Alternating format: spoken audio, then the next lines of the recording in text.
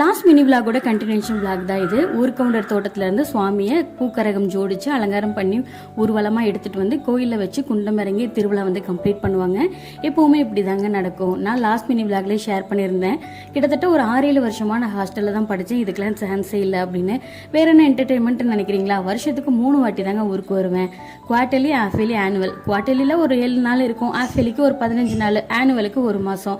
அதுவும் 1 வீக் முன்னாடியே வர சொல்லிடுவாங்க. இப்படி தான் என்னோட லைஃப் கிட்டத்தட்ட ஒரு 7 வருஷமா ரொட்டீனா போயிட்டு இருந்தது. இடையில இந்த டான்ஸ் பத்தியும் கண்டிப்பா சொல்லணும். பெர்ஃபார்மன்ஸ் அவ்வளோ சூப்பரா பண்ணாங்க. ஈவினிங் டைம்ல அந்த பூவோடு கரகம், இந்த லைட்ஸ் அதெல்லாம் பார்க்கறதுக்கு அவ்வளோ சூப்பரா இருந்ததுங்க. கிட்டத்தட்ட என்னோட லைஃப்ல ரொம்ப நாள் மிஸ் பண்ண எல்லாத்தையும் இப்போ நான் ஒட்டு மொத்தமா பார்த்துட்டு இருக்கேன் அப்படின்னு தான் சொல்லணும். எனக்கும் அம்மாவுக்கும் கிளம்புறதுக்கும் மனசே இல்லை. அப்படியே வந்து கோயில் வரைக்கும் ஃபைனலாக போய் பார்த்துட்டு குண்டம் பார்த்துட்டு தான் வீட்டுக்கு கிளம்பணும். இதில் என்ன என்டர்டைன்மெண்ட் கேட்டிங்கன்னா, வருஷத்துக்கு ஒரே ஒரு வாட்டி டூர் கூட்டிகிட்டு போவாங்க, ஒரே ஒரு நாள். இதுதான் ஹாஸ்டல் என்டர்டைன்மெண்ட் எனக்கு.